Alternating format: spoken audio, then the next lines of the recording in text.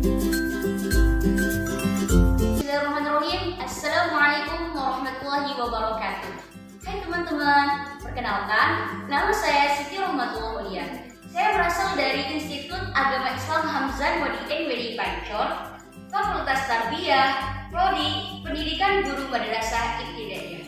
Pada video kali ini, saya akan menjelaskan tentang kaidah pencacahan dan peluang. Tujuan dari pembuatan video ini adalah untuk memenuhi tugas ujian akhir semester mata kuliah matematika yang diberikan oleh Ibu Eva Nadiratmi MPD. Jadi, mari simak dan tonton video ini. Selamat menyaksikan.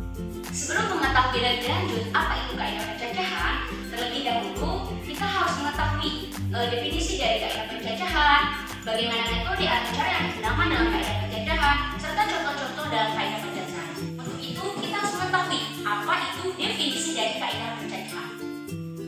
Jadi, kaidah pencacahan itu adalah sebuah aturan bilang untuk mengetahui banyaknya kejadian atas objek-objek tertentu yang muncul. Nah, disebut pencacahan sebab hasilnya berwujud suatu bilangan cacat. Selanjutnya, di sini ada beberapa metode atau cara yang dapat digunakan dalam kaidah pencacahan, antaranya ada 4 macam. Yang pertama, ada kaidah atau aturan penjumlahan. Yang kedua, kaidah atau aturan perkalian. Yang ketiga ada permutasi, dan yang terakhir ada kombinasi. Namun, sesuai dengan tugas, saya akan menjelaskan satu kaidah saja, yaitu kaidah atau aturan penjumlahan. Nah, di sini yang pertama adalah aturan penjumlahan. Nah, aturannya, jika terdapat N peristiwa yang sedang lepas, maka K1 sama dengan banyaknya cara pada peristiwa pertama, K2 banyaknya cara pada peristiwa kedua, dan seterusnya sampai Kn, yaitu banyaknya cara pada peristiwa ke-n. Maka banyaknya cara untuk N sebuah peristiwa secara keseluruhan adalah K1 ditambah K2 ditambah K3 sampai dengan Kn cara. Nah, di sini ada contoh soal. Nah, contoh soalnya adalah di rumah Wati terdapat 3 jenis sepeda berbeda, 2 jenis sepeda motor berbeda, dan 2 mobil yang berbeda. Nah, jika Wati ingin bepergian, ada berapa cara Wati menggunakan kendaraan yang ada di rumahnya? Nah, dalam mengerjakan soal ini, tidak mungkinkah Wati bepergian dengan menggunakan jenis kendaraan yang berbeda? Nah, itu Wati harus memilih salah satu kendaraan yang akan digunakan untuk bepergian. Caranya bagaimana? Caranya dengan menggunakan kaidah pencacahan dengan aturan penjumlahan dengan cara sebagai berikut. Nah, di sini kita akan menyelesaikan atau menentukan banyaknya cara Wati menggunakan kendaraan. Nah, seperti contohnya, seperti rumusnya, yaitu K1 ditambah K2 atau K3, yaitu kejadian 1 ditambah kejadian 2 dan ditambah kejadian 3. Nah, di sini kejadian 1 itu terdapat 3 jenis sepeda yang berbeda. Berarti total cara 3 sepeda yang berbeda. Kejadian kedua ada 2 jenis sepeda motor yang berbeda. Berarti ditambah 2. Dan kejadian ketiga 2 mobil yang berbeda. Jadi, hasil dari penjumlahan ini adalah 3 ditambah 2 ditambah 2 sama dengan 7. Jadi, dari kejadian tersebut ada 7 cara yang dapat digunakan Wati untuk memilih kendaraan yang akan digunakan untuk bepergian. Nah, inilah contoh atau cara untuk menyelesaikan aturan penjumlahan. Selanjutnya, materi yang kedua adalah peluang. Nah, di sini ada 4 poin yang akan saya bahas tentang peluang. Yang pertama adalah tentang definisi peluang, peluang kejadian, frekuensi harapan, dan yang terakhir adalah peluang komplement. Nah, mari kita simak video ini. Jadi, definisi dari peluang di sini adalah suatu konsep matematika yang digunakan untuk melihat kemungkinan terjadinya sebuah kejadian. Nah, di sini ada beberapa istilah yang perlu diketahui untuk mempelajari konsep peluang. Nah, yang pertama adalah ruang sampel. Ruang sampel itu apa? Ruang sampel itu adalah himpunan dari sebuah hasil yang mungkin muncul pada satu percobaan. Yang kedua kedua, titik sampel, yaitu anggota-anggota dari ruang sampel. Nah, yang ketiga, percobaan, yaitu proses yang menghasilkan data. Nah, dan yang terakhir yaitu kejadian, yaitu himpunan bagian dari ruang sampel. Nah, di sini ada contoh ruang sampel, yaitu kita menggunakan contoh percobaan dari dadu dilempar sebanyak 1 kali percobaan dan akan menghasilkan ruang sampel. Ruang sampel dari dadu ini berjumlah 6, yaitu 1, 2, 3, 4, 5, dan 6.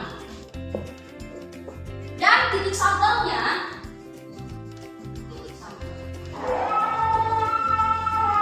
6. 1, 2, 3, 4, 5, 6.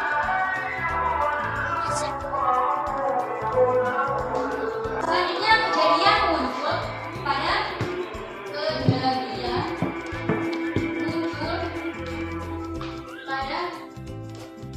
angka ganjil,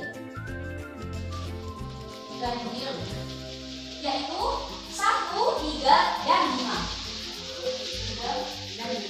Selanjutnya kejadian muncul pada angka genap, yaitu 2, 4, dan 6. Nah, selanjutnya contoh yang kedua, kita menggunakan poin. Nah, di sini kita melakukan percobaan pada 1 poin. Nah, ini terdiri dari angka dan terdiri dari gambar. Ini 1 poin. Nah, jadi ruang sampel dari 1 poin ini tuh ada 2, yaitu angka dan gambar. Nah, titik sampelnya, yaitu titik sampel itu anggota-anggota dari ruang sampel itu ada 2 juga, angka dan gambar. Selanjutnya kejadian muncul angka, yaitu 1, yaitu angka. Cuma 1. Kejadian muncul gambar.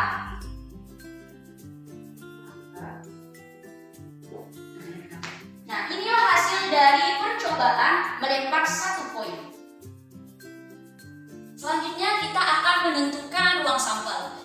Di sini ada beberapa cara untuk menentukan ruang sampel. Contohnya, 2 koin uang logam dilempar bersamaan. Cara yang pertama, kita menggunakan tabel. Di sini ada 2 koin dilempar secara bersamaan. Buat tabel. 1 dan 2. Ini poinnya. Ini angka dan gambar. Titik sampelnya angka, gambar. Di sini ada 2 poin. Poin pertama dan poin kedua. Poin pertama dan poin kedua akan menghasilkan gambar-gambar, angka-angka. Lalu poin pertama dan kedua juga akan menghasilkan angka dan gambar. Gambar dan angka. Selanjutnya gambar dan gambar. Nah, jadi ruang sampel S dari 2 poin ini adalah angka-angka, angka gambar, gambar angka, dan gambar-gambar. Ini adalah ruang sampel dari 2 poin, berjumlah 4 ruang sampel, sama dengan 4. Itu cara yang pertama menggunakan tabel. Nah, selanjutnya di sini kita menggunakan cara yang kedua, yaitu poin faktor. Soalnya masih sama, 2 poin uang logam yang dilempar bersamaan. Nah, poin pertama,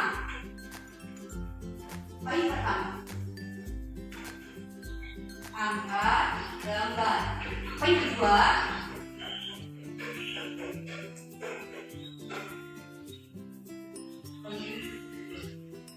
angka, gambar, angka, gambar. Nah, gabungan dari poin 1 dan 2 akan menghasilkan angka-angka. Nah, selanjutnya akan menghasilkan angka gambar.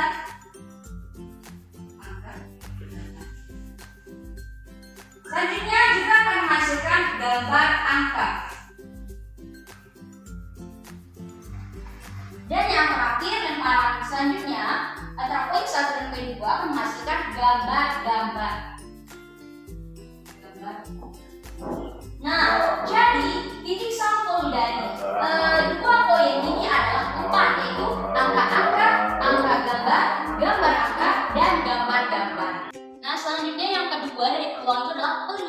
kejadian. Nah, peluang kejadian itu jika A adalah suatu kejadian dan S adalah peluang sampel, maka peluang kejadian A didefinisikan sebagai peluang A sama dengan NA per NS. NA itu artinya banyak anggota A dan NS itu banyak anggota S. Nah, nilai dari peluang adalah 0 sama dengan peluang atau sama dengan 1. Artinya peluang A sama dengan 0, artinya kejadiannya mustahil terjadi.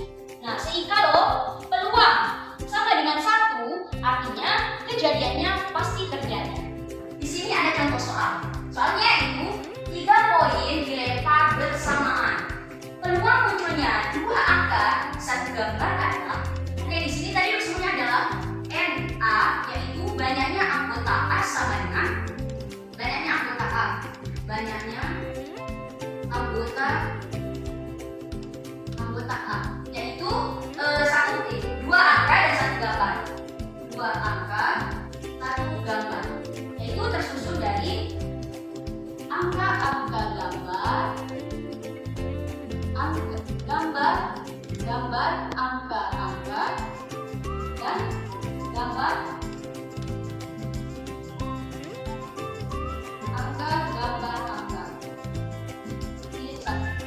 Jadi banyaknya anggota A yaitu 3. Angka-angka gambar angka-angka, dan angka gambar angka. Selanjutnya NS-nya atau banyak anggota S. Banyak anggota S sama dengan 3. Nah, 3 poin. 3 poin itu memiliki 8 titik sampel. Ini 8. Jadi PA-nya sama dengan NA per NS sama dengan NA-nya 3 dan NS-nya sama dengan 8. Hasilnya adalah 3/8.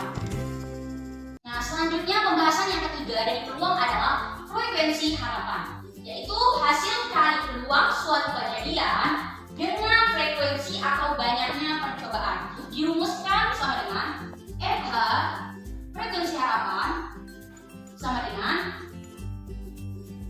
peluang dikali dengan M. Nah, selanjutnya di sini ada contoh soal. Soalnya adalah sebuah dadu dilempar 300 kali. Tentukan frekuensi harapan munculnya mata dan genap. Artinya di sini kita mempunyai harapan ketika dilemparkan 300 kali munculnya mata dan genap. Langkah pertama kita harus menentukan peluangnya terlebih dahulu. Peluang sama dengan NA per NS. Di sini NA-nya sama dengan 3, yaitu mata dan genap terdiri dari 2, 4, dan 6. Dan juga 3 dan NS-nya 6. Ruang sampel dari satu dadu adalah 6. Jadi hasilnya adalah 1/3. Nah, selanjutnya kita masukkan rumus frekuensi harapan. FH sama dengan peluang dikalikan dengan N, jumlah lemparannya.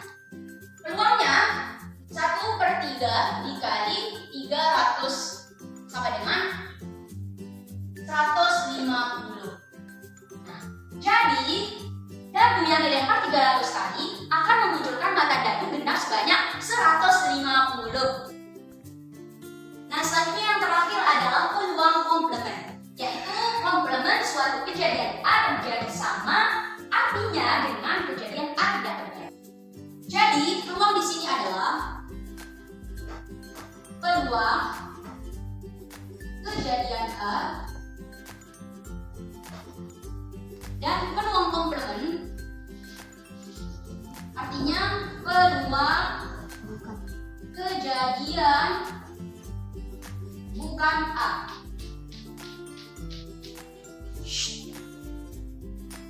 Bukan A.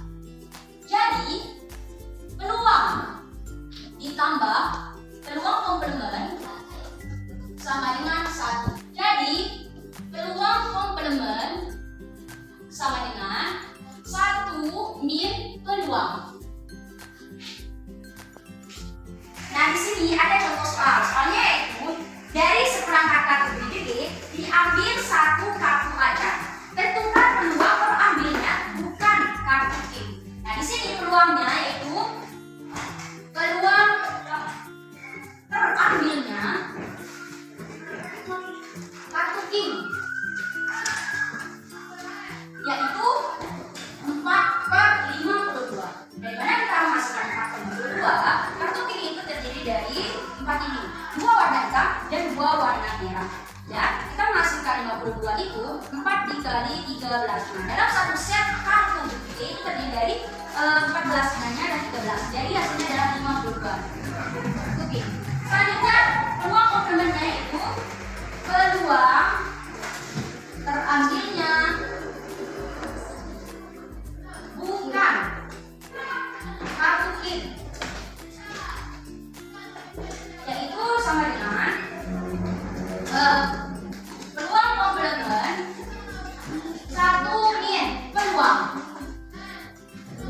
satu turun dikurangi peluangnya adalah 4/52. Hasilnya 48/52. Sekian itu saja penjelasan dari saya tentang kaidah pencacahan dan peluang. Semoga mudah dimengerti dan semoga bermanfaat bagi saya sendiri dan teman-teman. Kurang lebihnya mohon dimaafkan. Sekian. Assalamualaikum warahmatullahi wabarakatuh.